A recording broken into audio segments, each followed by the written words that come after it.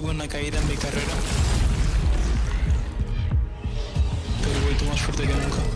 Pero ojo con Supa, va a reventar a Marlon. Se atreve ahora con el 1 contra 1 contra FLICKR. No debería de ganar el tetón. J'ai progressé une étape à la fois jusqu'à arriver au sommet. Il y a Venour qui est dans la mêlée et la côte de regagne, elle est magnifique du côté d'ADC.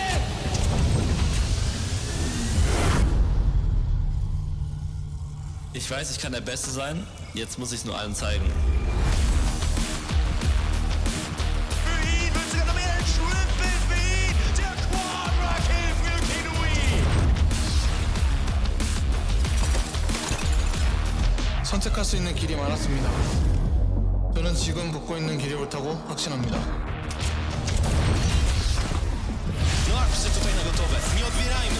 Pentakill jak najbardziej zasłużony.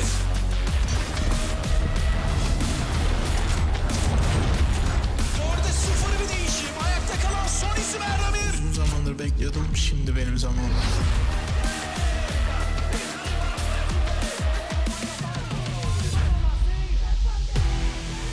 Hello and welcome to the EMEA Masters Spring Finals here in 2023.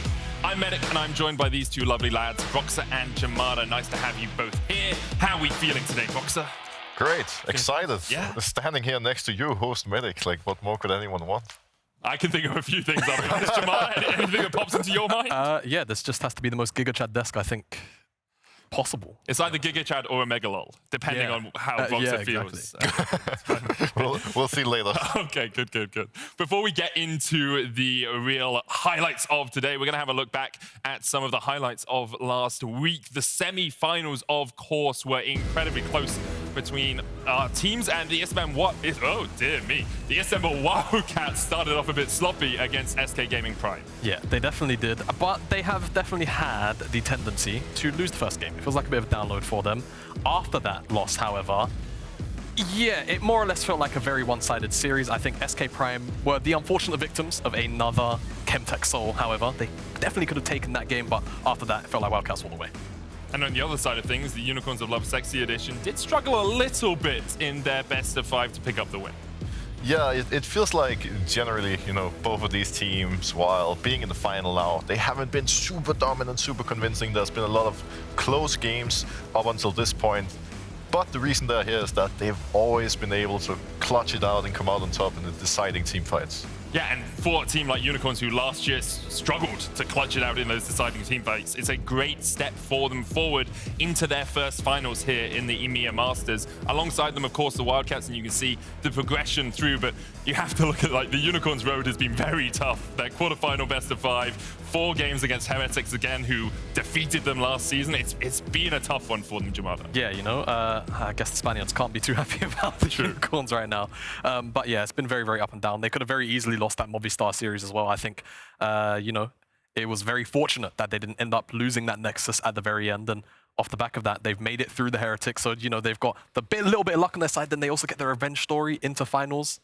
It's kind of lining up for them, you have to imagine. True, and it's kind of lining up for us to have a very exciting final weekend as well, with no LFL teams, no LVP teams, and a Prime team and a Turkish team leading the charge. Across the course of this EMEA Masters, though, we have seen new blood really rise to the fore, and some of our favorite moments throughout the course of this tournament have been seeing some of those new teams, like GK coming in from the Arabian League. They had such a strong performance in their first ever EMEA Masters. Yeah, and at the start of this tournament, especially after week 1 of the group stage, a lot of people expected this team to make it out, to possibly even have a chance of going all the way.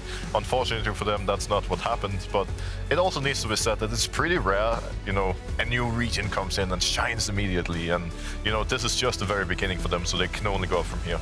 Yeah, and, speaking of, though, a little more storied, the Anorthosis side from the GLL had a pretty decent showing. I think they could have, again, potentially made it into the top 8. They will continue to fight every single time they're here, no doubt. Always very feisty, but I think for me, the team that, definitely showed the most potential promise out of groups, Matchco, right? Making it 5-1, first place in Group B. Definitely, a little bit of a shame that they dropped out the way they did against SK Prime, but being the first team out of the PG Nats to qualify as the first seed into the top 8, history made. Yeah, and it just continues to have history made every time we come here to the EMEA Masters. Alongside that, we had history made in the quarterfinals. What a mad quarterfinals we ended up having. Top side of the bracket, 5 games apiece in those matches. Bottom side was a little bit more one-sided, but it was still just some epic games across the board. And seeing teams like LDLC and the LFL get knocked out so early was a sight to behold, Boxer.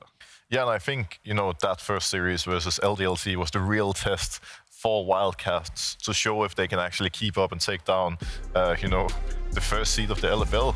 Not an easy task, but they managed to step up and they managed to, you know, eventually dominate after a bit of a slow start in the series. Go, on the other hand, was also a team I expected more of. And generally, you know, the French, I'm sure aren't too happy about this tournament. No, I don't think they are. But I like your point on the Wildcats, right? I think there was always going to be a little bit of doubt around the TCL generally coming into the tournament. So being able to come in and knock out one of the, you know, the home brand names in the EMEA Masters, it definitely kind of shoots a little bit of confidence up on the stock market. And speaking of confidence, I feel like Unicorns, coming out of last year, being one of the teams that was kind of considered the favorites outside of those LFL teams, now making it to finals must feel great. And we have seen that shift in dominance. And it's kind of expected when one region is so strong that the LEC look to them as a prime poaching ground for a lot of players. Like the LFL had a huge amount of players exodus to go towards the LEC. And now, after the LFL was the strongest region for a couple of years, I think we're starting to see Prime League and Turkey really take the charge tomorrow. We'll have to see. I mean, definitely for Prime, I think the writing was on the wall that there would be a little bit of a resurgence. For TCL, I think now that we've seen them come to the tournament and perform, we have a lot more confidence, not only as analysts, but generally as a community. I'll wait to see about the LFL. You know, I'm not going to say they're dead just yet. It's one bad tournament. However, definitely has to be said, with so much talent coming up from the LFL, how strong will the region be in the next couple of tournaments? That's always the issue when you have so many players leaving. We'll see how strong the LFL can be, but for now, we're going to hand it over to a very handsome man who's standing by with Medic. Sheepy, take it away.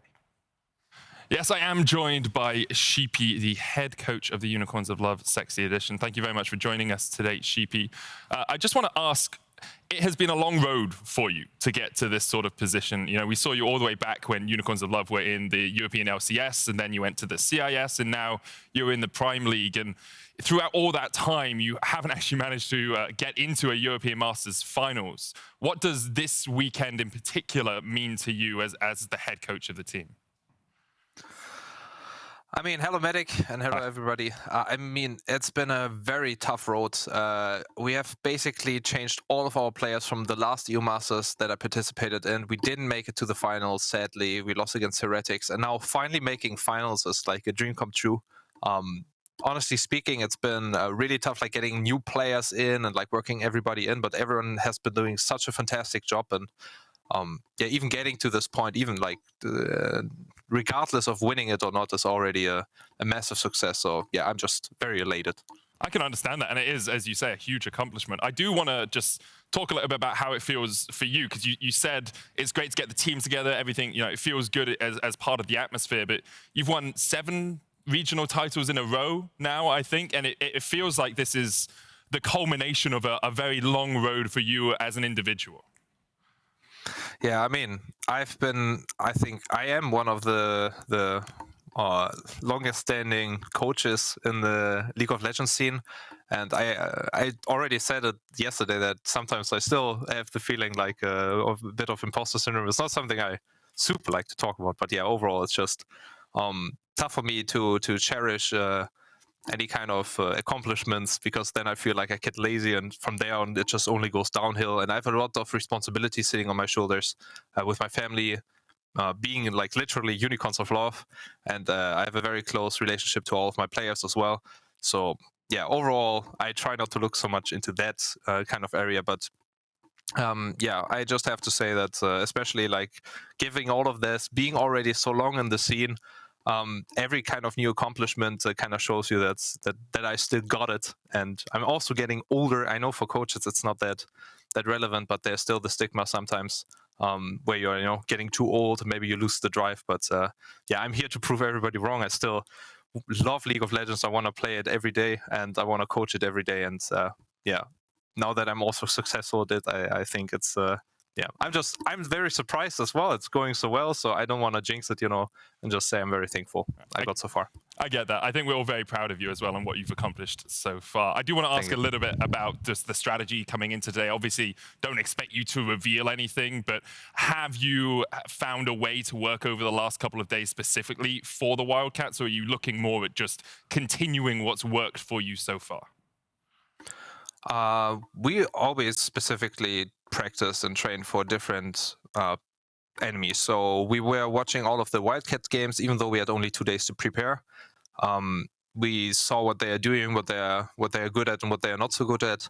And I do think we have come up with quite a good strategy. But of course, at this level, you have to take every minute, look at every enemy individually, and try to prepare for them. So we have some stuff in store. I think too much change should not be expected since it's a very short time span. But yeah, without going into too much detail, I think our draft will kind of represent as well. That kind of mentality, having something solid and playing against to our strength against the Wildcats' weaknesses. Well, watching your game so far in the tournament has been incredibly fun. Thank you very much for joining me, Sheepy. Good luck today, and maybe we'll see you at the end of the day to have another chat. Yeah, I hope so. I'll see you guys. Bye-bye, everyone. Thank you very much. Back over to you, Medic. Oh, that interviewer is just such an attractive man. But to round out this event that is the pinnacle of European regional competition, we're going to play the pinnacle of game shows in our new show, which is called Why Does Your Region Not Suck? Now, the rules are very simple. Each of our contestants has a region that they're going to represent that I will tell them. They have 60 seconds on the clock, and during those 60 seconds, they have to talk about their region. They can say the region's name more than once, but they cannot repeat something, deviate, or hesitate. Otherwise, one of our contestants will buzz in, and then they will take over the remaining time. So, is everyone clear on the rules? We all good? Thank you very much for joining us, by the way, Sam. Sam is play-by-playing later today as well, so I'm looking forward to it. Let's start off with a Broxer. Okay, Broxer, the region that I want you to tell us why it doesn't suck without repeating yourself, hesitating, or deviating from the topic is Denmark. Are you ready? I hope so. All right, here we go. Broxer, your 60 seconds starts now. So I think there's a lot of reasons why Denmark is so good in esports. First and foremost, of course, the weather isn't the greatest. It's usually pretty cold, it's rainy, and we like to hide inside in front of our PC. On top of that, usually the internet can... All right, Sam, you buzzed in first.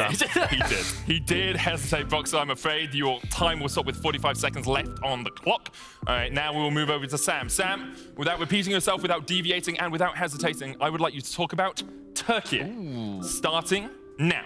Turkey has descended from on high, having been an international competitor at Worlds, at MSI, where they famously took out the likes of Mad Lions. In a best-of-5 series, we've had people like Broken Blade and Armor move up to do the LEC and play very well up there.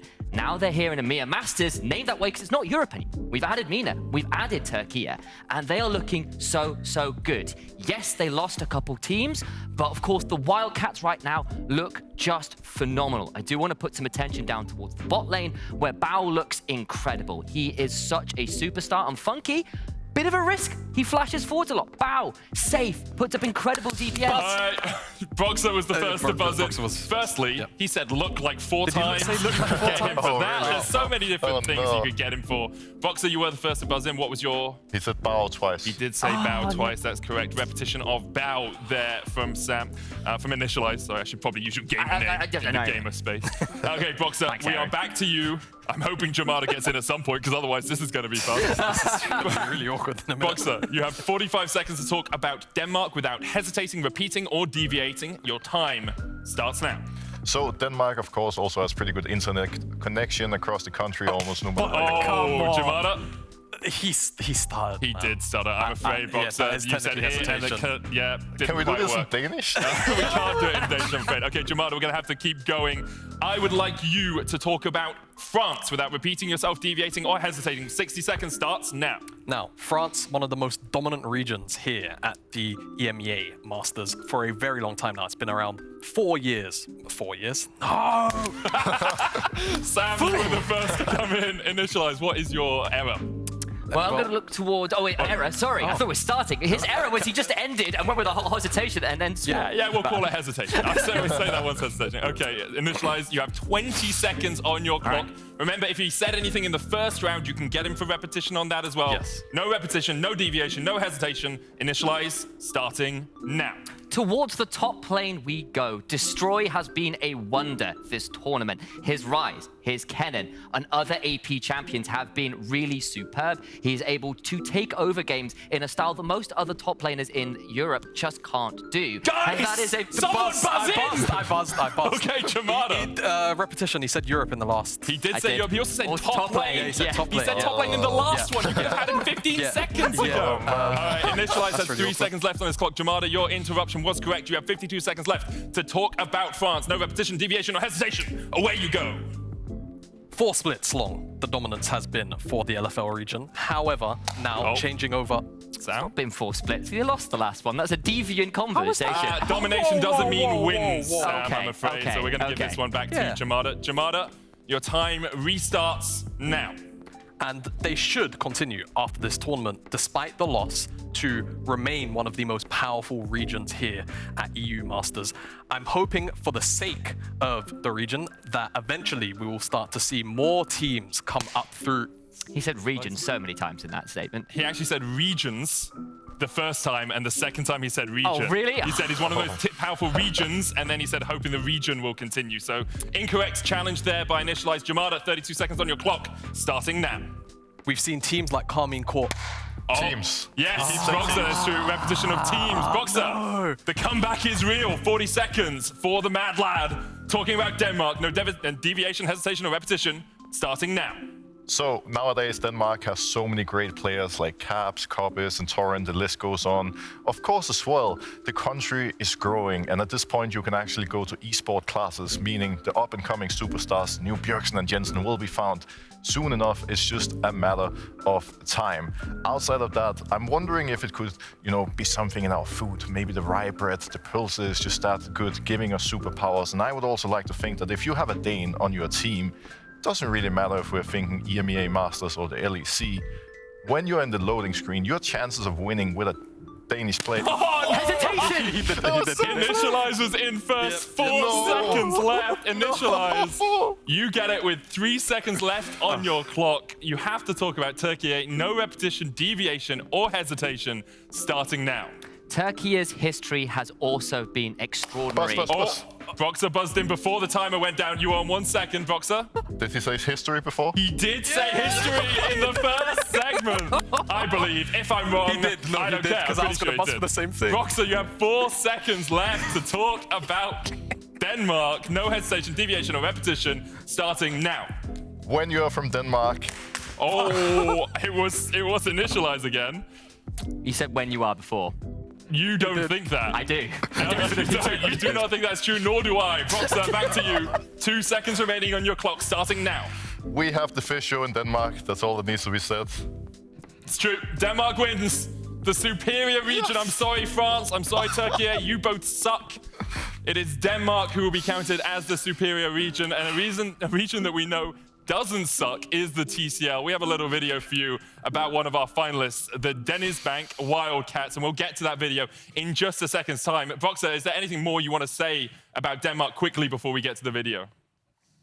I expected Denmark to win all along. We're a late-game team, late-game country. Yeah. Scaling all along. The only problem was, it wasn't a finals, because then one of the other teams would have won. Anyway, we're going to head over to the interview, to the video about the İstanbul Wildcats. DenizBank İstanbul Wildcats aslında Türkiye'nin en eski e-spor takımlarından bir tanesi. 2006 yılında kuruldu. 2012'de League of Legends'a geçiş yaptı ama biz onları önceden farklı bir isimle tanıyorduk. EMEA Gaming. 2012 yılında ilk resmi turnuvayı kazandı. Fakat bu turnuva aynı zamanda bir lanetin başlangıcıydı. Uzun süre kupa kazanamadılar ve en sonunda küme düştü. Çilekler 2017 yaz mevsiminde Şampiyon Ligi'ndeki yerini alıp EMEA Gaming'e yükselme ligine düşürüyor. 2019'da biraz işlerin değişmeye başladığını gördük. Bir rebranding sürecine girdiler ve şu anki adını DenizBank İstanbul Wildcats adını o zaman aldılar. 2019'dan sonra çok daha fazla toplulukla birleşik, inanılmaz derecede rekabetçi bir takım izlemeye başladık. Son 5 mevsimin 4'ünde şampiyon onlar oldu. Şu anda Şampiyonluk Ligi'nde bir takımın şampiyon olabilmesi için Wildcats'i nasıl devireceğini çözebilmesi gerekiyor. Ama bunu başarabilen çok az takım ortaya çıktı. 2023 kış mevsimi şampiyonu DenizBank İstanbul Wildcats. Bu mevsimi kazanmak benim için iyiydi aslında. Beklediğimden de kolaydı. Çünkü finali 3-0 yendik. Mutlu edici bir final oldu. Temp'in kullanabileceği bir ulti şarjı daha var. Onun defansı kullanmak durumunda kalıyor ve Fatihcan burada düşecek Mao tarafından alınan skor. Ve DenizBank Wildcats çok ama çok önemli bir takım savaşı ile beraber oyunu bitirmeye gidiyor Elramir'in 4'te 4'üyle. Ya inanılmaz derecede yorulduğum anlar olmadı. Aslında bayağı rahat bir sezondu yani benim için. Öyle ne stres vardı ne inanılmaz bir yorgunluk. Öyle yani sonra şampiyon olup kazandık yani. Bu sene Wildcats'e geldiğimizde üstümde baskı hissediyordum. Çünkü Wildcats geçen yıllarda çok fazla şampiyon oldu ve bütün kadro değişti. Koç ekibi, oyuncular ve baştan bir yapılanma oldu. Buraya geldiğimde de aslında şampiyon olmaya yetenek olarak hazır ama oyun bilgisi olarak ya da tecrübe olarak eksik bir takım vardı. Özellikle de iletişim sorunu çok fazla yaşıyorduk. Çünkü iki Koreli aldığınız an İngilizceleri zayıf olduğu için iletişim sorunu yaşıyorsunuz. Parus da çok tecrübeli bir oyuncu değil. Kofte de oyun içi kısmında çok konuşan bir oyuncu değil. İşte bunları çözmemiz biraz zaman aldı. Uluslararası turnuvada şöyle bir meme var. Türk taraftarları elenince tecrübelendik diye her zaman Twitch chatine, Twitter'a yazılar yazıyor, paylaşımlar yapıyor. Bence bu mevsim, bu yıl Elmas'ta kesinlikle böyle bir şey görmeyeceğiz. Türk takımının çok iyi olduğunu düşünüyorum Fransa ve İspanya takımlarına karşı. Bence Türk takımları bu sene kendini kanıtlayacak. Ve kendimize güveniyoruz ve yani mekanik olarak diğer takımlardan daha iyiyiz. Çok ekstra bir şey yok aslında gayet. Genelde korkmadan oynuyoruz ve daha iyiyiz. Yani şampiyon olacağımıza güveniyorum yani. Giyu sıkıştırdı kareye. Elramir yandan bir vücut darbesi. Elramir kuleye düşecek mi acaba? İyi Zonya Elramir de düşmüyor. Kulenin hasarını alsın. Elramir düşüyor mu kuleye? Yolda düşmedi. 3 skor Köfte'den. EMEA Masters'ta en çok karşısında oynamak istediğim lig Fransa çünkü bizim topluluklar arasında bayağı trash talk'lar falan geçiyordu. O yüzden yani kimin daha iyi olduğunu göstermek isterim yani. Biz daha iyiyiz. İnsanlar EMEA Masters'ta neden IV'yi izlemeli? Çünkü Türkiye uzun yıllardır birçok yıldız oyuncu çıkartıyor. Closer, Caps, Humanoid, Broken Blade gibi. Geleceğin süperstarlarını izlemek istiyorsanız IV'yi EMEA Masters'ta izlemelisiniz. Türkiye'deki e-spor topluluğu çok coşkulu bir topluluk. Kazanmayı bayağı seviyorlar, kaybedince de çok üzülüyorlar. Bu sene bizden beklentileri büyük. Biz de onların beklentilerini boşa çıkarmayacağız ve şampiyon olup kupayı İstanbul'a getireceğiz.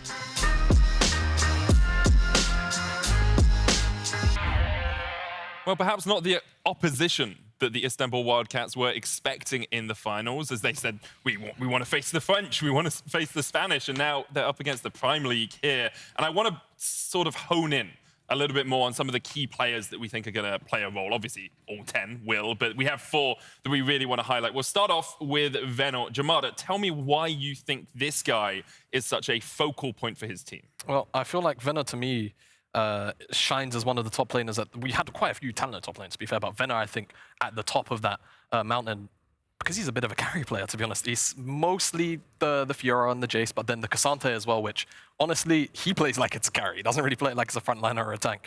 And a lot of the times, he's just bringing this dominating force out of the laning phase towards the team fights, I think is the key thing. And that's normally the difference maker between a lot of the strong top laners and the strongest top laners. And I feel like for Unicorns, you've seen it time and time again. Even if he falls behind in lane, even a little bit, he will come to the team fights and he will be an absolute menace. I think that's the big part about it, isn't it? Right? He can fall behind. We have seen him put behind, especially in the semi-finals. But when it gets to this point, when it gets to the 5v5, he always has an impact, Roxanne. And I think the key part is also that because he can play Cassandra, or you don't know if he's at one point going to whip out a Cyan or a Malphite, like, it's pretty difficult to draft against Unicorns of Love, because this guy is so flexible and he can just play it all. And like Yamada already mentioned, him playing Cassandra doesn't mean he's going to play safe. Like, he's still going to try to style on you. And when this guy is in the top lane, especially today against Destroy, like, it's going to be a banger with a lot of fighting for sure. It's going to be a bloodbath. Obviously, that can come back to bite you at times, right? Like, if you are always going aggressive, if on the tank you are falling behind, yes, you have some utility, but against someone like Destroy, who is so well known for his carry tops, who is so well known for his AP mages, even bringing out Rise at one point, it can be a bit of a challenge, Boxer. Yeah, and I think this guy is really interesting because he also plays aggressive, but he pretty much exclusively plays carries and nothing else. Like, his rise was so impressive in the previous series. He's really good on Kennen, he plays Gwen, he plays Rumble. Mostly AP champions, of course, but generally, he's going to play a carry no matter what. And that means the team has to play around him and set him up for success because you cannot play top lane carries on your own. Yeah, and I think the other thing is that he's drawing a lot of bans, which I feel like is a very valuable thing from the top side perspective, where right now, especially if you're on red side, there's a lot of the very standard 3, oftentimes just like Vi, Annie, Rakan or something like that. He's drawing bans on red side, but specifically on blue, he's drawing Rumble, Gwen bans because people have to respect Destroy. So I think you're right, it's naturally just going to kind of be fireworks, and if he has to, he will play a tank, but if Destroy is on something, out there, even like the Vladimir, he will kind of just do very fine, even against a player like Venour, and then show up and be a complete monster. And I love that when, we think of this guy on tanks, we think of the likes of Vladimir, and not the Lissandra, because as you're saying, that's the closest he's going to get to it.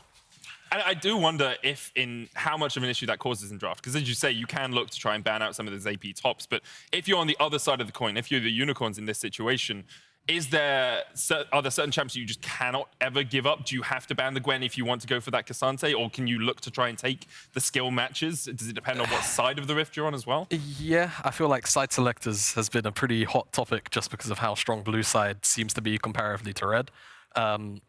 I'm not entirely sure, because I feel like I've seen unicorns be on red side, and they won't necessarily go for like a super hard counter pick, for example, if they are saving it for top side. It will just be, we feel like Venour will do well in this game on this champion. Lane matchup doesn't really matter. And they'll leave him on the island. They won't play for it. I think for Wildcats, they care a little bit more about the composition, generally. And they'll look a little bit more to kind of play around what they see in front of them. And so side select, I think, matters a little bit more, I suppose, for unicorns, whereas for Wildcats, they care a little bit more, to me, about actually reacting to what's there and being played. I also think the key part really is going to be for unicorns to, prevent Destroy from getting a strong counter pick, because if he blind picks a carry, Venour is always going to have a response. But if you pick something like the Cassandra early and he locks in Fiora, all of a sudden everything changes, right? So trying to, get the counter pick in top lane is going to be everything. And in that sense, there is some value to red side. But do you really want to give up, the first pick and the blue side advantages for it? Well, I guess we'll see. Yeah, especially since AD carry seems to be a really hot point of contention as well. Like the Jinx, the Aphelios, and we're actually going to have a short watch of a bit of a highlight of Destroy and his AD carry, Bao, really popping off. Yeah, they've been, I think for many people, Bao's been one of the strongest AD carries, if not the best AD carry in the tournament so far. And they have been the 2 vocal points for Wildcats as a whole, just because Destroy's been able to pull out all of these unorthodox picks, right? The not just straight up Sion or Kennen plus Cassante. It's been a lot more about these carries, and then you have to worry then about Bao, because the rest of his team is playing not necessarily directly for him by giving him a whole bunch of resources directly all of the time, but it's more about having set up around the mid jungle and then moving down towards that bottom side and ensuring that, hey, Bao is having a free enough time actually picking up resources and getting to a point where he's comfortable in the mid game. Yeah, and actually, before we talk a little bit more about Bao, because I do want to explore it a little bit more, let's see how well his team does play around him. We have a mechanics video of him and Destroy popping off together. A little bit ago, because you've got the Cyclone coming back out, and they want to take back this fight, the Istanbul Wildcats. But Elramir is going to go back in and immediately get deleted. You've got no ultimate here on Kofte as you get the teleports coming in. There's the Nautilus ultimate coming back off of cooldown. Kofte flashes away to make sure he doesn't go down. Danix cannot get himself away, and he goes down as well. This Rise is shredding people, as is the Xayah, and it's a triple kill coming in here for the Rise.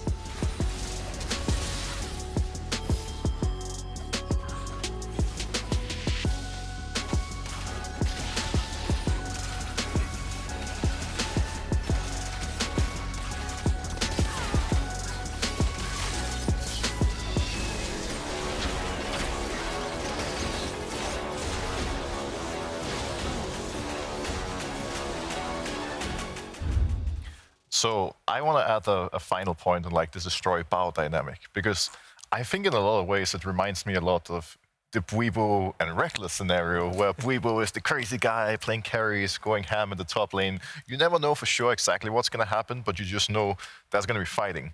And then Reckless is sitting bot lane, always playing consistent, always going to be a huge threat later in team fights. And this is exactly how this team functions.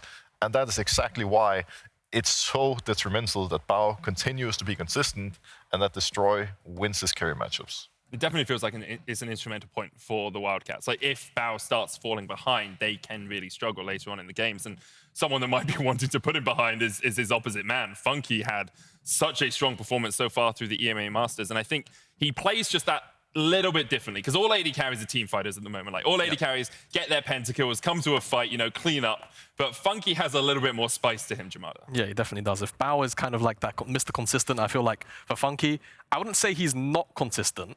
I'd say he's consistently aggressive. Yeah. And he loves to just kind of take these small moments where if he sees the window to go in, he'll just send it, because he knows as long as he can take out 2-3 people with him maybe, he'll feel happy with the trade, knowing that he put out the damage for the rest of his team to roll over the team fights. And Funky, in this weird way, I wouldn't say he doesn't value his health bar, but he's very happy to sacrifice himself like plays like this.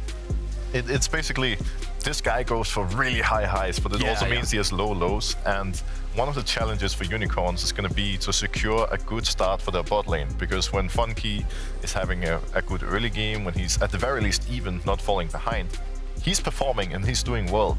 But sometimes when things aren't going the way he would like it to, he dies almost 10 times. And it's something we've seen, a couple of times this tournament. So if they can control the bot lane, set him up for success, he should be able to deal with Bao. It's very much a double-edged sword, and we see the Unicorns actually really play around putting him in a good position, often by picking Galio in the mid lane, giving him this protection, teaming it up with something like a Sejuani or a Vi who can just add that buffer for Funky. How do you feel the Wildcats might try and deal with Funky in the draft phase, Jamada? Or just deal with him generally, I mean, I feel like one very obtuse way to do it is to ban the Galio, right? It's not necessarily banning out a Funky champion, but I feel like Unicorns as a whole, this system that they have where they're very happy to take skirmishes a lot of the time, it is dictated by the fact that they know they've always got, aerial support from the statue in the mid lane. And I think, to me, it's almost been a bit of a crutch. I think when they're off the Galio as a team, they do look a little bit shakier. So it potentially looks like something they rely on quite heavily to actually have very consistently positive team fights. So if you're Wildcats, I think you'll definitely look to, take that pick away. Outside of that, I feel like they'll always be happy to try and look to play kill lanes as well, because I feel like Funky can, on occasion, like we said, be punished by his positioning. I think in general it's just going to be all about, for both teams, finding enablers, like setting up these top laners and the AD carriers for success, and that often comes from the mid lane with the Galio, or it can come from the junglers like Elramir on Wildcats, for example, has huge success with Maokai, because he's so good at doing this. So, sure, it's about these two roles, but it's also about how they set up the draft as a role to make sure that they can 1v9 the game. Yeah. In the end, it's not it's not a single player trying to beat everyone, right? It's everyone making that player, putting him on a pedestal, and then allowing him to carry. I want to just quickly get into our predictions before we round out and hand it over to the casters. Boxer, who do you have taking this finals? And it will be the first finals for either the first win for either Unicorns or for the Istanbul Wildcats. I think it's tricky, right? Because, again, on the AD carry in Unicorns, we have kind of inconsistent guy, but when he has a good day, like, he really pops off. Yeah. I think the big difference maker is going to be top lane. It's going to be Venour, because he's flexible and because his ability to play both carries and tanks are going to give Unicorns a really big advantage in draft. And I think if they can play well around that, use it to their advantage, in a best of 5, that's going to have a huge impact. So I would say probably 3-1 for Unicorns. 3-1 Unicorns, Jamada? 3-1. I would more confidently say 3-2. I feel like we probably end up getting 5 games here today. I will immediately say, though I can't recall off the top of my head who has side select, that Unicorns will probably win game 1 because Wildcats are just allergic to winning the first game of the series. But to me, I feel like Unicorns probably have that. I feel like they've just got the magic sauce. I feel like they've got the script behind them this tournament after summer. I think for the Wildcats, though, realistically, they're still going to be able to lean on Destroy. They're still going to be able to lean on Bao. I'm just not sure whether or not the consistency is going to be enough to actually deal with the willingness of the Unicorns to take very out there engagements. It's a bit of consistency versus chaos. Yeah. It feels in this finals, and the finals are ready to go. EMEA Masters Spring 2023 Finals starts now. Wir sind hier, endlich den Titel zu holen. Sana başarabileceğimi söylemiştim. Aber sie machen weiter, der Nash, der sollte verteidigbar sein, der Torpunkt! Jetzt geht's los! Funky! Jetzt geht's rund! Ja! 1, 2, kommt schon von Thresh! Shutdown für vom Lösen, der will jetzt direkt immer haben, der geht Wiesbaden-Schrein, der Torte geht auch nochmal raus. Baby! Wir haben uns so früh gefreut, aber es ist nur der Funky, der rauskommt. Kommt von Funky, gibt sein bestes Lex immer noch am Leben. Kommt da raus! Und Funky ist im GA. Das Game ist nicht vorbei. Sie haben nochmal 2 Kill-Flash.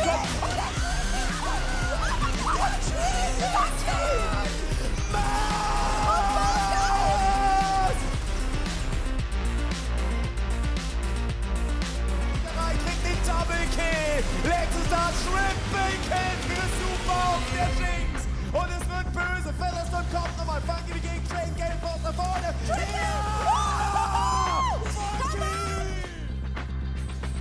Da ist es. Wir gehen ins Finale mit den Unicorns.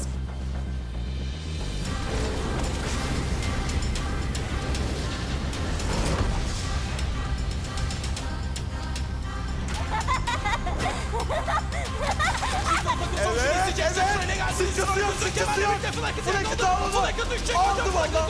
Devam. Oyna. İbo da düştü. İbo da düştü. Hepsi düştü. Bitti. 4'te 5'te 5 mi? Geldi. Öldürme öldürme. 5'te 4. Kofte flashes away to make sure he doesn't go down. Deniz cannot get himself away, and he goes down as well. This Rise is shredding people, as is the Xayah. Sonrasında geri çıkmamız gerekiyor. Geri çıkalım aman. Risk kaçtı. Kullanılan bir ışınlan var. Orta koridorda biz kapatmak istiyorlar ama Destroy çok iyi gördü Destroy. Skorları toplayan bir Bo ve EMEA Masters'ta finale gidiyoruz. 3-1 Lekcyc'i geçerek. Çok güzel.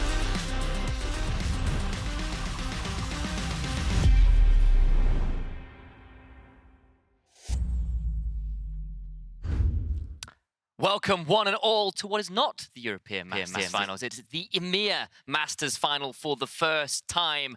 And what do you know? We've got a Turkish team here up against not an LFL team, not an LVP team, but one from the Prime League, Unicorns of Love, SK Edition, Sexy Edition, versus the DenizBank Istanbul Wildcats. And I am joined by none other than Trouble and Nymera. A pleasure to be here. I'm so hyped about the video we just watched. So good. Honestly, whoever edited that did a fantastic job, and it was so hyped to listen to the casters of the team's respective regions and how happy they were. You could fear. Well, you should fear their passion and their energy, you know. But you could hear the passion, the energy, the fire for the region. It got me hyped up. And you know, jokes aside, a little bit of like the SK edition.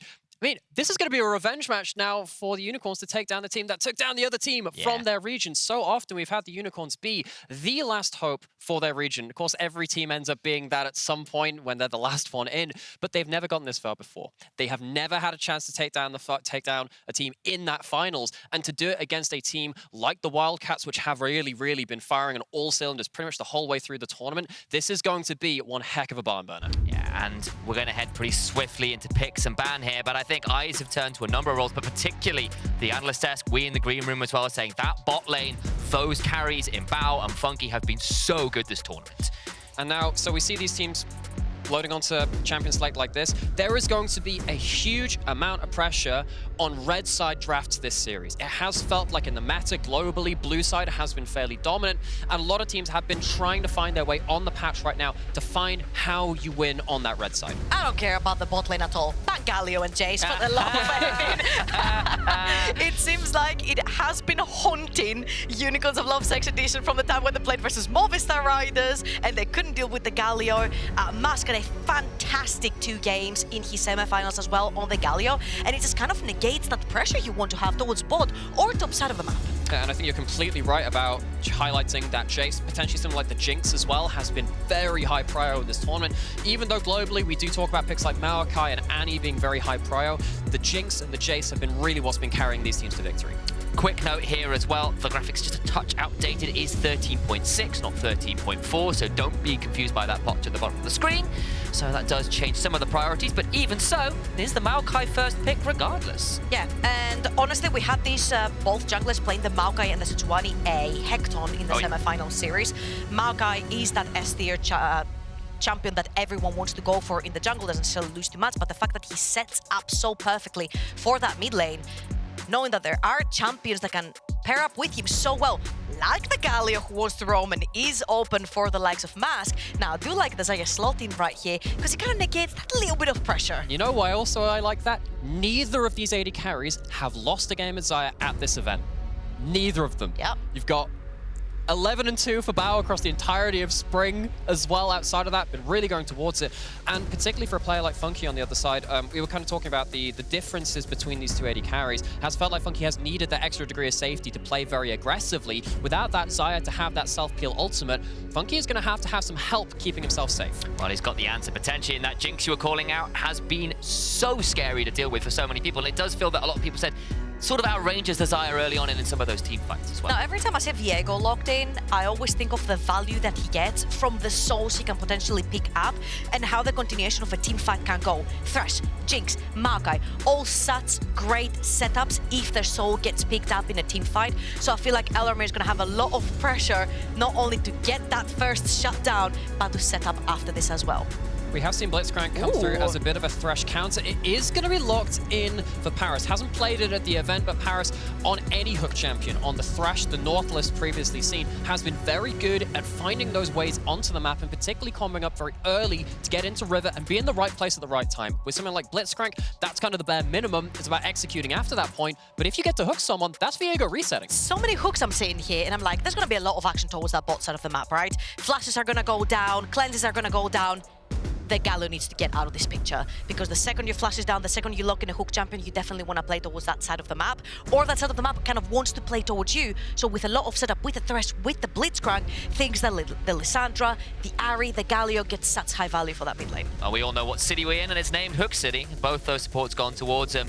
Gwen away from Destroy very wisely. What's he on? 6-0 this tournament so far. Has been really scary on the Gwen. Want to avoid that champion, and a number of his other AP threats likely on the card. Something like the Rumble, I could imagine all the Kennen being another option to ban.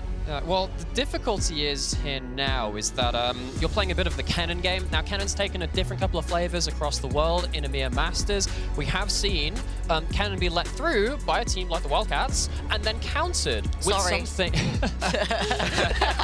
it's okay. It's fine. I don't get Ahri in this game. There are many games to go. I'm sure we'll get one of them. Lord. But when we're playing the Kennen game, Destroyer has been very happy to take the Rumble into it as a counter. It has felt like with the Rise as well. That's been the game they've been playing. Now they have the choice. You can lock in the Kennen right now, or you can leave that top lane counter pick, which has been very powerful for Destroy and the Wildcats. I love the Lissandra pick here with the Blitzcrank.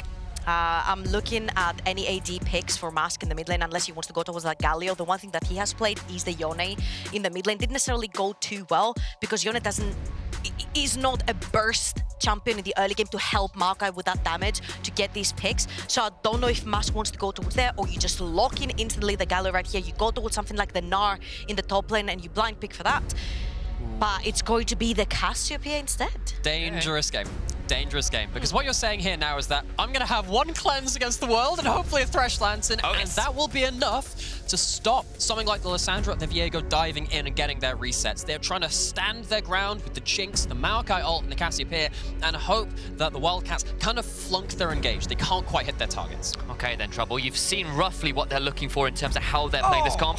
Venour's Cassante, a popular pick for him. Trouble not entirely impressed? Nah, we did a little segment over in the semifinals called Great or Bait, and we kind of came to the conclusion that Cassante is a little bit of a bait, because he's 21% win rate in the entirety of the tournament. But Venour is one of these players that has pivoted it really well from laning phase to the team fight, so I don't necessarily mind it. Rumble, we expected something AP-oriented from the side of Destroyer as well. Deals with melees pretty well as well. You can't get too close, or you literally get burned, no pun intended. And also, Cassante Maokai is not great in 2v2 against top lane as well. Now, most of the time, we are expecting this top lane, between these two teams at least, to be fairly isolated in a 1v1. If you leave Rumble in an isolated 1v1 with a decent matchup, you're gonna start rocking up to the later game team fights, and then suddenly, Lissandra ult's gonna come down, Blitzcrank hook's gonna come down. and you have two immobile carries that then have to deal with a very fed Rumble ult. Destroy on this Rumble has a great way to access the backline of the Unicorns. Also, again, so many champions for Viego to pick up their souls and keep on going into the team fights. The Cassante and the Cassiopeia added in. The Miasma going down for the Viego is going to be huge to stop dead in the tracks the rest of the champions. But what I'm seeing here, I really like what Wildcats have got going on for themselves. Usually in their best of series, they have a little bit of a whoopsie in their first draft. This is why they tend to lose that game on. But right here, I'm expecting that Blitzcrank to roam mid lane. So much set up with Lissandra and Viego, and to snowball it through that. They get red side counterpick for none other than Destroy. He gets his infamous Rumble. Unicorns, though, it's a fake team comp that we've seen pretty similar thing from before. They've gone for the front to back. They've got the zone control between Miasma and Maokai ults and Thresh lanterns to try and get Funky to do as much damn damage as he can on the Jinx. We are so very close to heading onto the Rift for our first game here in the EMEA Masters Spring Finals in 2023. Unicorns of Love Sexy Edition, Old Guard in Europe up against the New Blood, descending from on high. Not MSI, not Worlds, but EMEA Masters.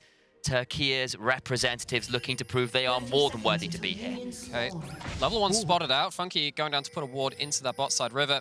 Wildcats looking to start things off as strongly as possible, but sadly not landing that first hook of the game. I think it's great that you do mention some of the history between both these teams, though, because despite it being the Wildcats' first time in EMEA Masters, both of these teams, they are known to their own fan bases. They're known to the international fan bases. And honestly, we posed the question at the very beginning.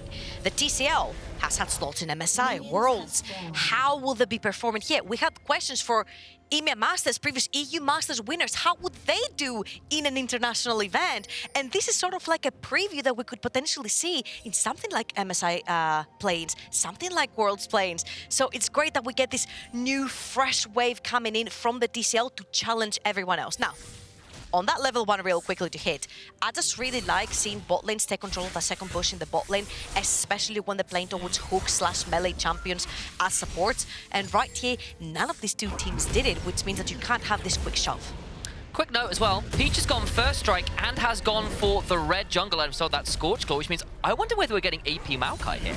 That's a little bit of old news. I know, I was saying that's not the tank Maokai. Yeah. It feels like it's fallen out of meta a bit, but maybe Peach feels that it'll work this game regardless. So the logic is as follows. If you are in range and you have to tag something, you've probably been hit by a Lissandra or you've been hit by a Blitzcrank hook, and you're probably dead anyway. Maokai's not the best solo tank, right? Isn't that why you would want a few more defenses? Okay, what I'm saying is, if you try to be a tank, you're not going to be winning that fight anyway. Maybe they're saying, look, when you've got a lot of squishies on the other side, try and deny them access into that river, deny them some of those ways off of vision, give yourself an extra way to kind of have that more potent warding/poke, even if it's not as strong as earlier in the split. I love this right here. Roam from Lekcyc coming in. He's actually going to walk up. This is where we need the telestrator, man. He's walking up into enemy jungle, putting down the ward. Elramir is going to be spotted instantly the second he pops that blast cone. There you go. I was looking for the word. And that is really important, because particularly when you look at the team with the Blitzcrank, the team with the Lissandra for early CC, and then the Viego as well, you are the early aggression team. When you look at the Maokai, oh my god, early aggression. Massive hook comes through. Lekcyc will still be able to throw out the flay, but the root comes through regardless. Flash has to be popped, but he does get out alive. But that's so important. Flash is gone. Thresh is... But people conceive him to be a tank, but he's a pseudo-tank. You grip the Thresh dies instantly. So really nice right there from Parus. That means Parus and Bao can play a little bit more aggressive in that early laning phase. Plus, we usually compare a lot the Blitzcrank to the Thresh. The big, massive difference is that Thresh hook can be cleansed. Blitzcrank hook cannot. Can't QSS flash anymore. Yeah. Exactly. So if you get hooked by a Blitzcrank hook, you're gonna have to be forced to flash. And right here, Lekcyc is gonna be sitting in lane without a flash available to him. I'm expecting Elramir to potentially get that pressure going in the mid lane so they can roam the Lissandra towards that bot and capitalize. I think it is wise to talk about those bot laners in a lot of ways, because we had a lot to say. Very similar numbers in terms of the amount of damage they're doing, but I know all of us were saying just done in such a different way, but maybe we don't have time for that, as when we bring up the bot lane, it's a roam to mid and a first blood to the Wildcats. That is the early aggression between the jungle, mid, and support we have seen from the Wildcats the whole tournament. They draft towards it, they give themselves early ways into that mid lane. You called it out in draft, Blitzcrank visits that lane. I think I called it out a second ago. I was like, he's gonna go mid, take that pressure, and then roam instantly bot lane to punish the Thresh. Now you've got one lane that doesn't have TP, you can revisit, and you have one lane that doesn't have a flash. So two potential sides on the map that can get hit. It's also just a little bit of a slip up in timing from the Unicorns as well. Your bot lane's on a reset, you see actually down on the minimap. Thresh is in base. If you know that both bot lanes have reset, typically that means that, you know, both supports are off the map. Because that Thresh has been chunked out, had to recall, gave Wildcats a free run at the play. Well, the roam works. The mid jungle turns it around with the help of Parus to get that first blood, and you've got that really severe pick combo on board, and you can see exactly how punishable it is towards someone like Mask, who hasn't run the cleanse this game, which you said in the draft, right? They're going to do so much work with it. They do get that work. We're having like a little chat in the green room previously, and we're like, yeah, better bot lane wins, but it usually comes from the pressure of the mid-jungle duo, right? And right here, Unicorns of Love are known to live and die by the sword of Peach. If Peach and Mask have a good game, then this translates into Funky being able to pop off in the late game. But if they don't, and they get shut down in the early, that means that you do have the chance for Bao to freely be able to scale towards his later game fights. And Kofte and Elramir have done a fantastic job at taking control of not only bot, but also mid. Yeah, and I think that's a really important thing in this draft too, right? Because look at the aggressive options you have from Unicorns. You maybe have a flank from Venour. Outside of that, it's Maokai. You have a Maokai to buy you space and do something, but that's kind of it. Destroy hits level 6 in that top side. Of course, with the buffs to Rumble, when you get the overheated Flame Spitter, not Flame Spitter, the Electro Harpoon instead, you hit two of them. Real hard. You hit two of them, that's suddenly 40% magic resist gone, which is quite a lot. There's basically a free Void Staff on top of that, which means that, you know, Destroy getting ahead in this matchup, pushing in, that's what we're so expecting to see from the Rumble. Eyes, of course, back towards bot lane briefly. Wolf junglers around. I know, they have turned up here, and we've mentioned before briefly how important both these AD carries are and how dangerous the hooks can be. Oh! Hook! Parus gets it, but now the turnaround comes through as the Death Sentence into the flame, puts Parus under turret. Funky picks up the kill, and it all goes wrong. Funky somehow gets away with it again. This AD carry is a double-edged sword, and you're not really sure which way he's cutting. Probably didn't want to get hit by that hook, but still makes it work. I honestly want to see this again, because I'm like, if somebody gets hit by a hook, most likely a Blitzcrank hook mainly that you can't cleanse, with Elramir there being able to chain the CC, it's impossible to get out, especially if you have feathers. I want to see if Bao had his E available. He must have had lovely flash hook right here, and I don't think Elramir hits the stun. I think it was just on the edge of hitting that stun. I think everyone was a little bit surprised that hook hit. I don't know whether it's just like Lekcyc said, like, they expect one of us in the wreckage, brother, and then just dodges the hook, lets the Jinx get hit, but still, swing and a miss from Parus on that one and crew. It looked like a great hook, couldn't quite capitalize on it, and suddenly gold over to that Jinx. We talked how important both these AD carries are. Jinx with gold, good signs for Unicorns. Jinx with gold, but Jinx with no summoners is also huge right here for the side of Wildcats, especially if they want to start an objective like the Dragon. Very true. If that Jinx walks into the river, gets hooked, or Lissandra ulted, or any of the tools that Wildcats have to get onto their opponents, it's going to be very difficult to follow up in these fights. So, obviously when you have these bot lane fights, you typically expect there to be some focus towards the early Dragon. And most of the time, these teams focus towards that bot side of the map as well. We haven't seen that early Dragon, though. We've typically seen, you know, Parus looking for a roam elsewhere. This time it was Lekcyc just there to shield Mask on this particular wave, maybe thinking that there was a potential of Kofte jumping in, ulting there. That has left the AD carry alone in this bot side. Going to be over there for the crash in bot side, though. You know what's really funny in this meta? Yeah. You can see the junglers are sweating to clear the top side of the map. I do not want to be so they can very quickly goes towards like Gromp on blue side. It's like, I have no memory of this place. We say that, and literally Elramir is now clearing out wards and looking maybe to get destroyed with the shove out. And of course, with your Viego and Rumble, now at level 8 is Destroy, the ability to turn up to a Herald which has just spawned and try and combine those very powerful early ultimates and secure that Herald does make some sense. I think honestly, Wildcats can benefit a lot more from using that Herald and opening up a tower, because there are so many immobile champions like the Cassiopeia, like the Jinx, that if they overextend to catch a wave past the tower that has died, there are so many tools on the side of Wildcats to either flank through Fog of War or just straight up hook them with the Blitzcrank. The caveat is, though, that you're expecting... Oh, well, here's the cross map. Talk about the caveats later. Blitzcrank blocks the altar, is now trying to shield his support. Parus rooted. Just get the hook on the tower and flash out! Bao gets the kill. Yeah. Namera was pointing to me, I was pointing to him.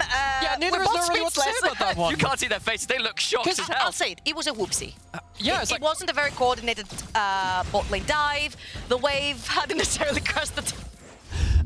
I mean, all right, okay, let's talk about what should happen with crash the Maokai. tower. I'm Awesome, trolling. cool. They've actually got some point-and-click CC, right? So the wave had not crashed under tower because Thresh takes aggro, which means he cannot continue with the dive. If he hadn't taken aggro, you can get the hook, you can go in with the flay, and you can continue on the CC. But because he took aggro before the wave crashed under the tower, he had to pull out early. And then, obviously, Peach doesn't get to reset aggro on himself with that W. So that means that he ends up going down, and just as we were praising, hey, great, gold onto the Jinx, gold onto the Xayah on the other side now.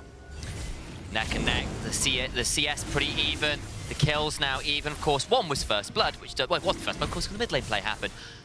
Pretty much even in the bot lane, I take it right back. That's really cool for Wildcats though here, because technically when you're taking the Rift Herald, there's a cross-map play. The enemy team is going to be taking that Dragon instead. But it is Wildcats that have come with both on top, which means you do secure the first Dragon. If you want to snowball them, you still have the Herald in the pocket. What's mostly important here... See, if that was pre-nerf Jinx, that Dragon was gone. But really nice stuff right there. Elramir will secure that one, and I just want to see where the first Herald will drop, because if we're gonna talk about who carries mostly these games right here, you definitely want to get a Xayah fed out of laning phase since Jinx scales that hard. So I would expect a lot of pressure towards that bot side of the map, potentially shut down Cassiopeia and get your Lissandra towards that bot side of the map. Typically what you see with something like a Maokai against a Herald push is right here. Peach is then hovering around the lane. They expect the Herald to be dropped in because they know, right? They know that it's likely going towards the Xayah lane. Problem is now, if you're going to start hovering towards a lane where you're expecting that Herald to go through, this is what happens. Mid-jungle from Wildcats, they just start looking. They start moving a little bit further forward because they can be a pick combo. Elramir's here again. Going to walk into those saplings. Shocker. Yeah. A little bit empowered there by some of that AP in the Giant's Belt. She had some scaling for the saplings, but will walk away, and that kind of stymies the attempted use of the Herald. Got a little bit of time before that happens. And what we talked about, he's going to help him shove in that mid lane with vision, bleed the Lissandra towards the bot side of the map. Oh my god, that was a really nice predict right there, because what's really cool with Blitzcrank is that if you see the lantern going down, the person pulling the lantern, like following with the lantern, just aim at the Thresh.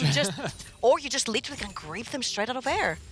Both junglers kind of turning back up in bot lane every 10 seconds or so, trying to make sure neither are left alone for any extended period of time. I think I finally have time to bring up this graphic for real, because both of these bot lane carries are so important. The effort put into these bot lanes has been so high for both teams. Yeah, let's be honest, folks. You all know about the meta right now. It's about hyper carry ADCs, and these two AD carries are ones on the teams which have made all the way through the tournament, so they're pretty good at that meta. Topside, not allowed to talk about that graphic again, because apparently Topside are getting a little bit more funky in their own ways. But yeah, again, kind of these are teams which have been very successful in the hyper carry meta. Both those AD carries have done lots of damage towards it. Slightly different ways, though. It feels like Funky has been the double-edged sword compared to Bao's more consistent playmaking. I was about to say a really nice play from Venour as well here, because he does take Destroy's flash. Rumble is still a pretty squishy member, so if you do manage to get onto him, Maokai was also making his way towards the top side of the map, so Destroy puts down the ultimate, tries to crash in the wave real quickly, so he can take his reset. Very well played from both. Herald's gonna go down. Into mid lane we go. Parus doing his usual thing on the Hook champions, which is find a way into the river to cause some chaos. This time turns up mid lane again. The Herald is dropped, but the Hook doesn't land, and all money goes to Viego. Do you think if Parus is roaming, we should not call it roaming, but Troying instead? Oh, here we go again. Is that a bit of a deep cut? Parus and Hector of Troy. You know, so you were saying it, If I start coming with Aeneid references, I'm sorry, Trouble. It's so funny because you guys are having like ancient Greek references, and I'm the Greek I've not made a single one, and you've been bombarding me with Greek references the whole time. Yeah, you could say it's our Achilles heel, but we'll get to that later. All right. Well, this one is no Trojan horse. There's no one hiding into the backside to get behind the walls, behind the towers as yet. Wave. That's another first blown, though. It is indeed, and that's quite an important one. Of course, Lekcyc was looking to make that one happen. Does get rooted, which means an easy hook. Here comes the Viego. Maokai through after. It's not going to matter!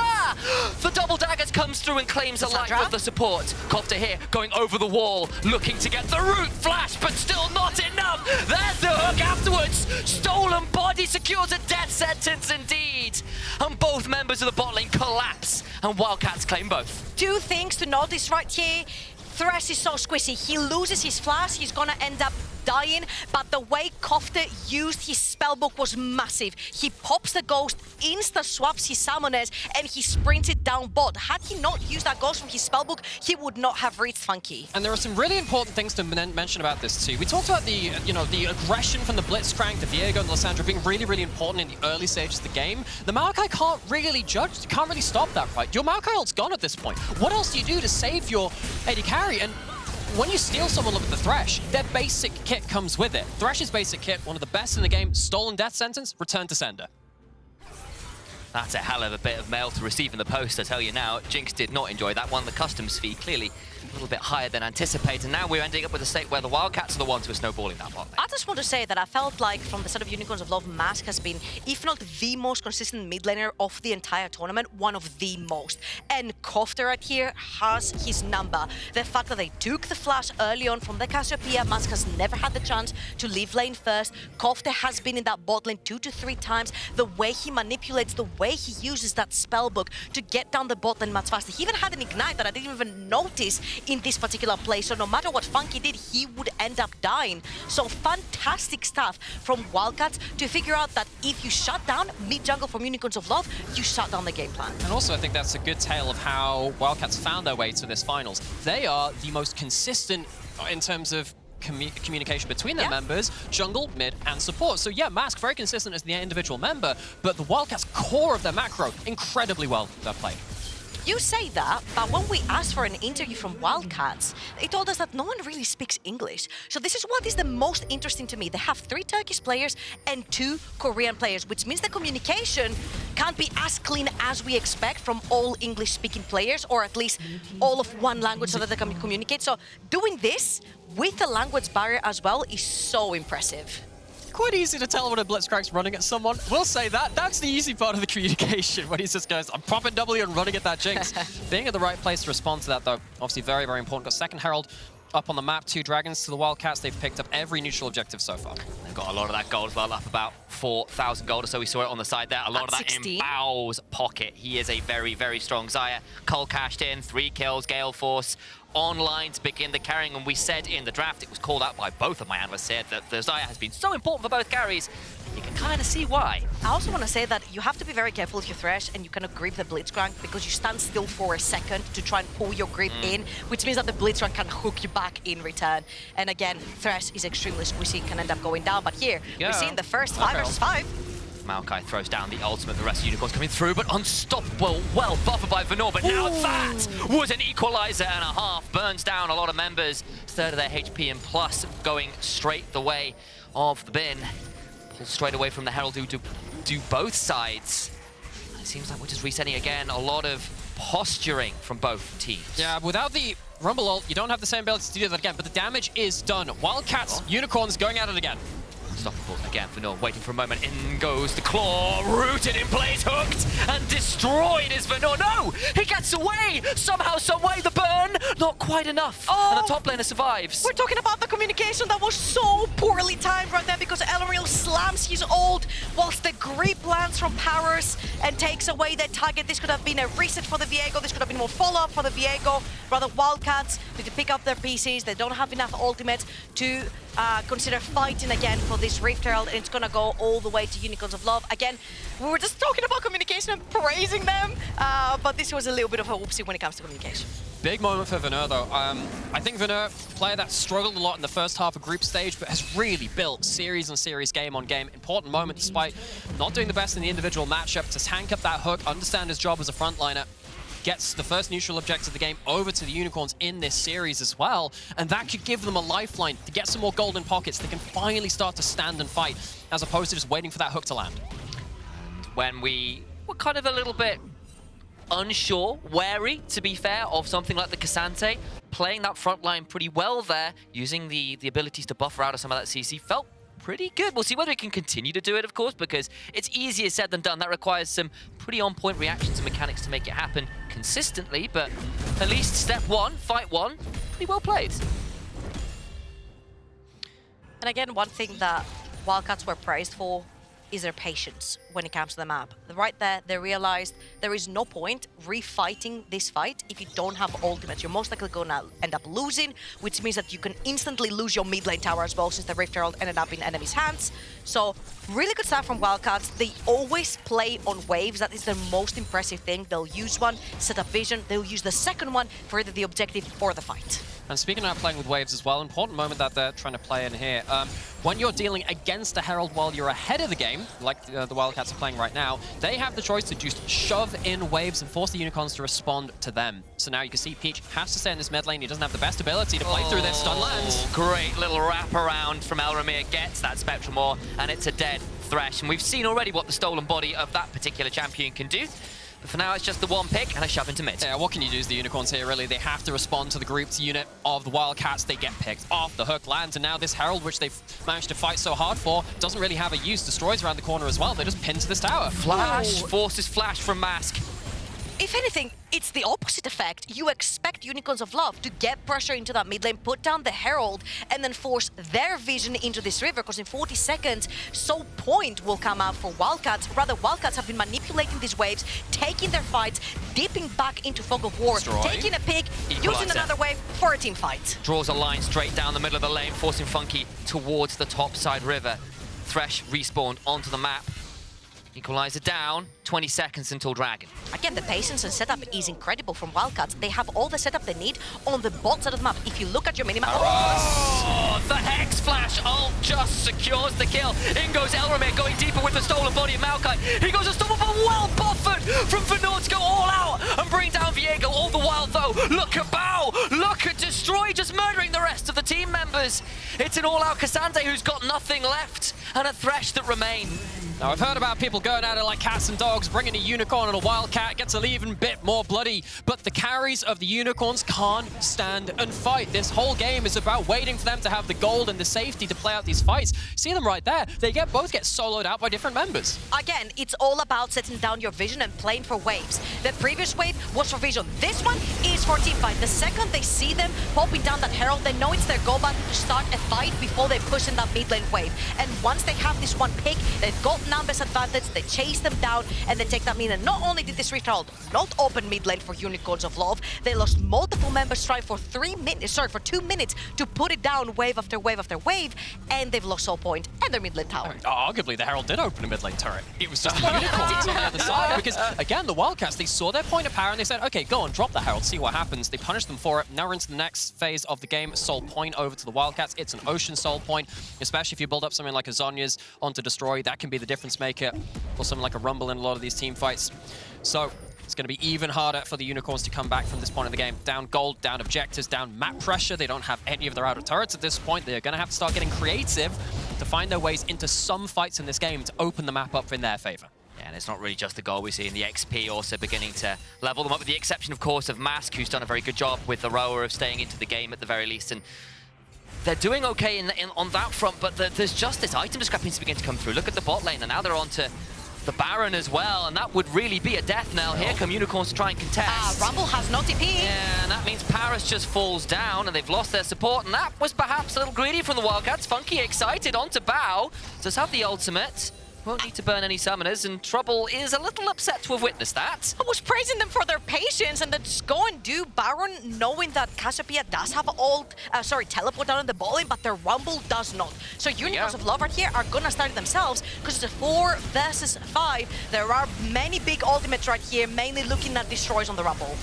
Bao with the Featherstorm as well. Lots of important ways that Wildcats can turn this fight into 4v5. Elramir over the wall, can start to come in. Good equalizer, burns down. Funky, massive ring of frost! And it's fire and ice that brings down the AD carry. Venour goes over the wall, going all out, trying to get Bao. Feathers do not do enough work, but all the while, Mask gets one. But can he survive? The Zhonya's is good, but it will not be enough. Now Elramir can steal the body of another mythical creature. This time it's a Medusa. And Venour must try and dash away, try and keep himself alive. Hook is not quite enough. Good buffer from him, but all the while it's still a 1-5 for the Wildcats, even if they put themselves in a difficult position. If I'm a Unicorns of Love Sex Edition fan, Venour right now is my favorite player of all time, because this could have gone so much worse had Venour not been the gatekeeper of Bao Bao in this fight. This Xayah is the most fed member on the map. Yes, lovely for the Lissandra to get that, but look at that, the second Bao tries to get in with the Xayah, he gets pulled to the side, and not just that, he just gets straight up 1v1, which then allows so much space for Unicorns of Love team to take down the remaining members. And what I wanted to say before this Baron is, you've got a Jinx, you've got a Cassiopeia, the amount of consistent mixed damage that you can get for both is insane if they can free hit. And taking the Xayah out of the fight, if you're Venour, you allow your backline to free hit. In the picture-in-picture, we did see a little bit of a fracas in that topside river again. Destroy nearly caught, forced a TP from Kofte, but no one fell down in the end. And we are back to where we were a few moments ago. The Baron debacle, as we'll call it for now, didn't quite go down. The incident at Baron. The incident at Baron. We might have a few more of those as the series goes on. Minute and a half till Ocean Soul. The incidents. I think, ironically, things are roughly the same, but there we are. Well, things will not be the same in about a minute and a half, because then we're going to have Ocean Soul potentially up on the table for the Wildcats as well. Unicorns, them getting single dragon would not nearly be the same, so Wildcats get to kind of pull Unicorns into the point of the map which they would like to see them in. Very dangerous for the Unicorns now. They don't have vision in their bot side jungle. They're starting to lose vision across the top side map of the world. They're being forced to group because they're afraid of leaving people alone near areas of darkness. And again, it's very important to see how Venour is piloting the K'Sante in these team fights, because the K'Sante being such a niche champion when it comes to team fighting and being so difficult to stick onto certain targets, Venour has done his absolute best to always lock Bao out of these fights. A friendly hook right there, just a reminder. Funky. Looking for Funky. Has to pop the ghost, but gets out alive. With mid lane pressure, though, for the Wildcats, and it's not a long cooldown anymore for this Rumble, so might well be up in time for this Dragon as well. This is a real classic from the Wildcats as well. They've done exactly the same play in previous series in this tournament, but here's the response. Does get the double root. How much more can they find? Oh, the man's just short, but the death sentence is not! Kofte will be able to go into his own tomb. Goes golden just after, but Bao gets hooked and dies! Monstrous pick-off from the Unicorns just when they need it. Over the wall goes Funky, and that is one oh so excited Jinx. But there's just no one else at the party, and it dies before it can really get started. Yeah, sorry, the Xayah could not join the party because Venour has not given the invitation. Yeah, he had taken the invitation straight off. Venour only has one target, and that target is Bao, and he finds it every single time in every single team fight. And this one is so important because a soul, like an Ocean Soul, on very squishy members does matter, because they can dip back and forth in team fights and heal their HP bars. And now they're gonna sprint towards Baron, I think. So this is like the second phase of the play. Destroy's already used his ult, trying to catch out Funky in this mid lane. And this is where things get really crazy. The ground goes down, Kofte is forced to play at that point too. But because Kofte is self-ulted, he's not there to body block for the Xayah. Xayah gets hooked and now back onto the Baron. Round 3 fight to good equalizer, but down to 2,500 HP at the back is Elramir. Does not secure the steal, but it did come down to a fight. Elramir goes gold. What about the fight afterwards? Good buffer again from Venour. These Blitzcrank hooks just will not work versus K'Sante. His footwork is just too fine. But what about Mask? What about Peach? Trying to escape the Korean duo.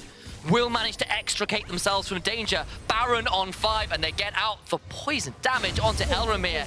Forced to smite onto the Krugs, but no one falls. There was just not enough HP bars for the side of Wildcats to just keep chasing that. We mentioned if the Cassiopeia and Jinx get to free hit, they have a lot of consistent AP and AD damage to take down anyone. And from the side of Wildcats, they're all squishy. Whoever plays in the front line and gets CC'd once by a Maokai, by Venour's K'Sante, by a death sentence from the Thresh, will end up going down at this space. 3 items for the Cassiopeia, 2 towards 3 for the Jinx as well. You get caught off guard, you get caught out of position, you die. Just a few minutes ago, we're talking about the Unicorns needing to find some magic, find something creative. They've somehow managed to do that. I'll give you magic. Yeah. Wildcats have lost every first game in their best of series. So maybe it's not Unicorns doing their own magic. They're getting a delivery from the TCL instead. It was the godmother from Cinderella. Well, maybe they'll have to pray for that later into the series as well. Kofte on the flank, has himself the ult, grouped up. Unicorns, of course, very, very strong if Funky can free fire. Ultimate out, Elramir's in the back. That's not going to ward him away. Going to get onto this turret. They do get the root onto Bao. The zap after the Kofte over the flat wall could look for more. Funky's going to find him. They're going to turn onto the Lissandra, who's very swift to claw on out of there. 1 turret falls, not too much more. But remember, Mask is currently on that top lane tier 2. I just think it's so difficult for Wildcats to play this game from here on out because Unicorns of Love have a very clear identity. It's a front to back.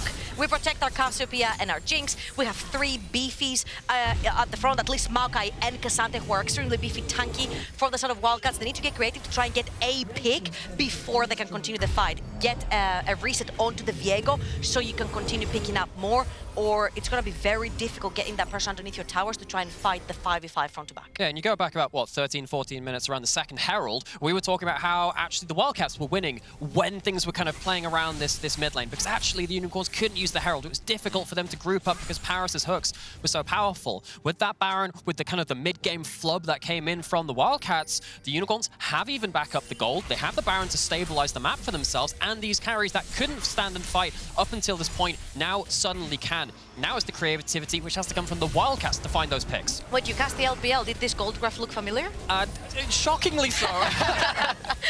They went diving and came right back up to get the first gold lead for themselves of the game. It's only a few hundred, but they now are actually Parus? in the league gold-wise. Parus has got the Everfrost, does land the root, but unstoppable again for Venour.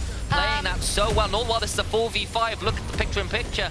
Mask is just taking tower after tower in these side lanes. Elramir is looking, but Venour is sitting very comfortably on the front line, so Parus has tried to hook him over and over again, and they say, yes, if you fail, try again. But I don't think it's possible with the great buffers that Venour has with the Unstoppable. So Parus needs to find any other target other than Venour. But Venour and Beats have been so good at bodyguarding for anyone, just to shove in the wave with the Jinx and the Cassiopeia. And at this time, it's Unicorns of Love with full control of that mid lane wave shoving underneath.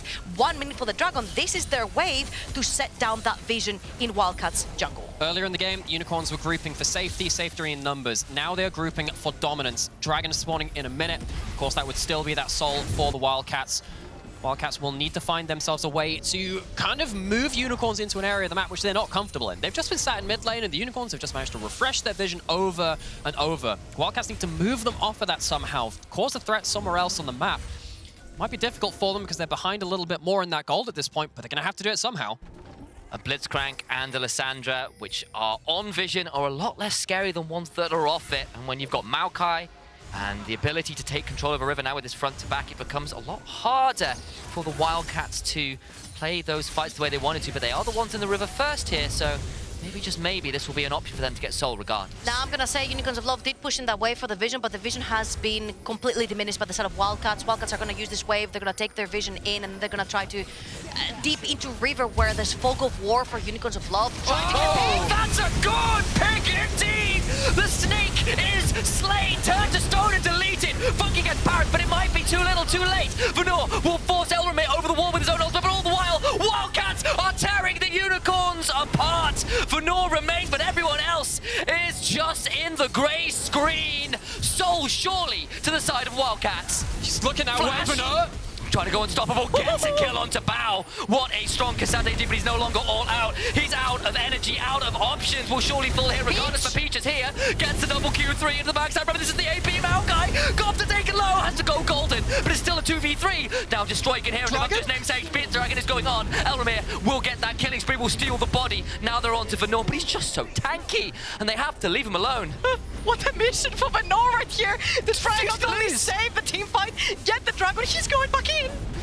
This man cannot be stopped. The Cassante was supposed to be a bait. It was supposed to be a fool's errand to pick the champion. He just says no. All the while, though, it's still sort of Mask is back. He has flash. My God, here we go again. Venour just will not give up, will not be silenced. Down goes the Dragon. Soul secure. Parus respawned. And maybe, just maybe, it's too little too late. The heroics are good. But you just can't beat this many people. Lekcyc will find the double ring of frost. Mask doing his best, throwing out those twin fangs, the poison into the veins of the Wildcats. And they're finally brought down. Tranquilized by the Unicorns. Shutdown goes to Viego. Baron is spawned. And you get soul, but at what cost? They pick out the snake from the long grass at the start of the fight, but they can't do it a second time.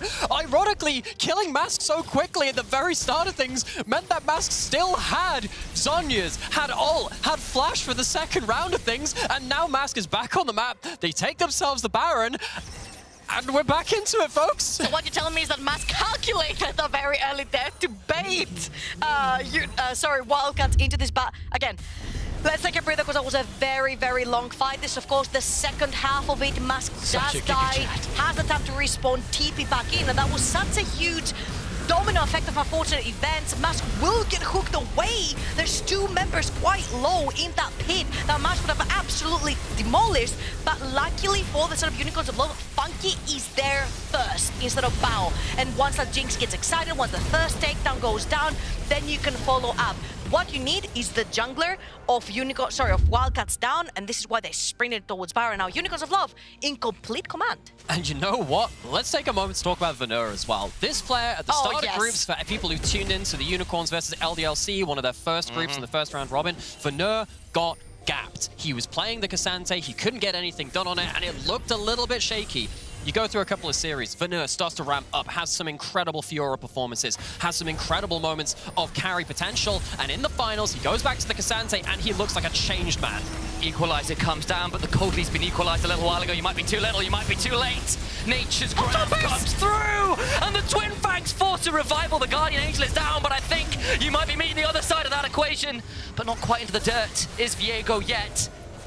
Mid lane turret, under siege, inhibitor at threat, Funky now at a scary point itself, level 16, Guardian Angel, this Jinx so dangerous. It's so difficult to play the front to back if you're Wildcats. Parus needs to have a godlike hook on a backline from the side of Unicorns of Love, but with Venour, Lekcyc and Peach all covering for the 2 squishy members of Unicorns of Love. It's just so difficult. Plus, the Baron, the up minions coming in means Bao's gonna have to go way too close to that minion wave, and it gets really tricky. Yeah, and you know, you could probably fool yourself into thinking that Wildcats don't have themselves an Ocean Salt because they're against a Jinx and a Cassiopeia. This Lissandra is not gonna match DPS. Look at that damage coming out. Destroy did not enjoy that at all! Down so low! Rocket will not quite land. Gets out alive, but now the siege onto this bot lane inhibitor, it can come through, and Unicorns really beginning to flex their muscles. That has been fantastic. Using Maokai ult to fend off the entirety of Wildcats to get the first inhibitor tower and the inhibitor. Secondly, using Funky. Funky is feeling it on the Jinx. Fearless as ever, this player, so aggressive. Gets the turret 1. They're going to try and end it right here, right now. They want to make it happen. Massive damage back though. Mask in danger. Goes down. Funky. Golden is Kofte and Funky so low. Can he get out? My voice goes high, but the buzz so low. Venour being slowed down. Remember, there's still the body of the Cassiopeia. Used to put down so much damage. Kofte goes forwards with the claw. Nice death sentence back on to destroy, but still hopping forwards, refusing to give up. They want the maximum. All out goes Venour, and every time he causes so much damage. Funky goes golden. The glacial path comes through. Ring of Frost. Everfrost brings down Funky. Hook after. Peach eaten alive, and Venour will blast Cone away. But that's all he has left, and they get punished for trying to end the game. Wildcats are trying to fight back against their own curse of losing the first game in every stage they can. They are not letting go of this game easily, and at that point, they really punish the oversteps of Mask once again. You just did this fantastically though if you're Unicorns of Love. You take that mid lane wave with the Maokai ult. You use the Jinx that is so much damage to the Rumble, force him back into base. You take the second one, and here you greed. You no longer have the ultimates to go forward. Funky doesn't even have mana to use his rocket gun right here, which means he has to get way too close for comfort, and then you play into a Rumble in Lissandra. You cannot get too close or you're gonna get absolutely destroyed. And right here, I think Venour pulls a Hail Mary play right here because he will transport the Rumble to the other side, not only to try and save his Thresh and win him time, but to also take that Rumble down. In the process though, very importantly, Funky loses his GA, and that's going to be huge for the next fight to come. And also, I mean, if he doesn't hit that like stray Electro Harpoon onto the Jinx, that's a reset. That's move speed to escape, so incredibly clutch, despite getting all outed over the world and all over that wall. I'm sorry, but we have 31 kills right here, and Venour, who's supposed to be the front line, who's supposed to be the only one diving in and making the plays, has 0 deaths. Oh, that's unwise. Oh, wow. I was bringing up the damage graph, and Mask's about to up his flash. Forwards, force the deal, but here come the rest of Wildcats. They want to punish Mask, but it goes golden again. Now Mask's in trouble. No, he's got his own stopwatch. It's stopwatch for stopwatch, statues galore, and Cassiopeia makes some more of them. Brings down Bao, shattered, destroyed. Medusa roars. We made some Greek myth references earlier. How about a unicorn and a Medusa ruining some days? Wildcats brought to heal, and maybe, just maybe, they can end it here. 3 members dead, Kofte and Destroy against the world, and 1 Nexus turret remaining. The Prime League have not won a tournament in this level since 2019 summer. The Unicorns have forever been the last hope when they've qualified for this tournament. They would love to go that step further. Wildcats continue the trend. They can't win the game ones. In Unicorns, they were pushed, they were pulled. But in the late game, they will not be denied. One final exit turret, but maybe, just maybe not. Kofte to the backside, taken out, and that'll be it. A last gasp, a last moment. But Unicorns of Love Sexy Edition come out with game one. Oh man, I'm just starting to think this is a curse with Wildcats. That was their game. They made it their game. That early game was absolutely fantastic.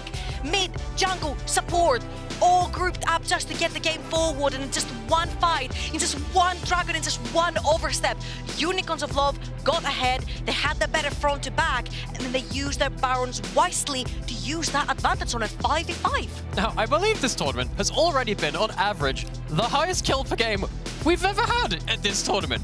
Yeah. If that's games any way to kind of go by, we are starting as we mean to go on, particularly for a first game as well, to get some of the shakes out of your nervous system as well. That is a great victory for the Unicorns to win. Well, that's certainly one way of putting it. I feel like I'm going to need a cloth to wipe off the screens after the bloodbath we just witnessed, and I'm quite glad if that's game one. Hope it continues in such a fashion. Really, really. 4 more, please. Yeah, feels like it might be going that way, especially with how close they went. And you feel like Wildcats going to be kicking themselves after that one, you know? But we'll also be kicking this one because we're going to a break. We'll see you in a few. Don't go anywhere because we've got potentially 4 more of these. Why would you want to go?